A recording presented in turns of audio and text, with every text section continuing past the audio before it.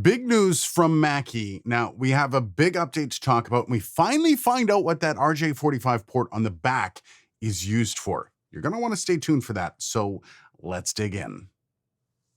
Just an FYI, they did send me the breakdown of this update as well as a sneak peek of what's coming in the next, and that will include enhanced pads functionality and more. Ooh, more. Anyways, there are two big things to expect with Update 1.1, including multi-language support for the interface and, drumroll please, NDI. Now, if you don't know what that NDI means, stay tuned. We'll cover that in a second.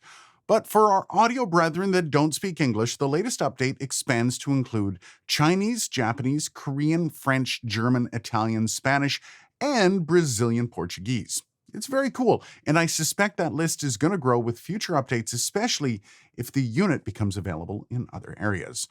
Not much else to add there, so let's take a look at the biggest talking point. Now, NDI stands for Network Device Interface, and it's been a staple in broadcast settings for some time. To boil it down to the simplest terms, it means that the Mackie DLZ creator can now be used as a network device, meaning if you plug it into your router or switch, it will show up on your network and your computers can interface with it that way. Very cool. But what does that mean? Well, it means a few things. Most importantly, at least to Mackie, is that you can now add a second computer to this thing, meaning you can have a gaming computer and a streaming computer hooked up to one interface. Not gonna lie, that's pretty cool. But it doesn't really stop there. Basically, this means that you can build out a whole setup with NDI devices like cameras, and you can almost have unlimited simulcast options altogether on this board. Now, this has several benefits, but let's just go over the two biggest that might impact you. First off is you don't need a capture card if your gear is NDI. That is a big one, but I would say the biggest selling feature on this might be the speed. Now, trying to find differentials on latency between NDI and USB protocol is frustrating, so I don't know what the latency looks like when comparing them, though many different sources say NDI is around 15 milliseconds. But the big thing is freeing up your PCI lanes on your computer.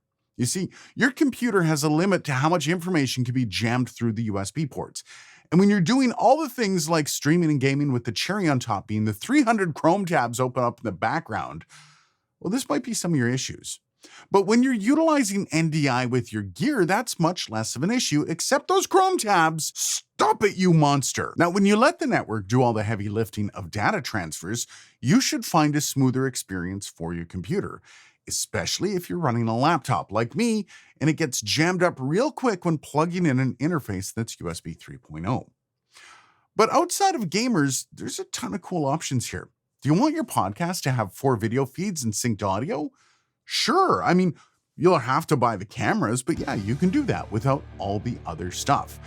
And that is one of the reasons that broadcast setups have been using network interfacing for some time. Oh, and if you're on the fence to buy the DLZ Creator, check this review out.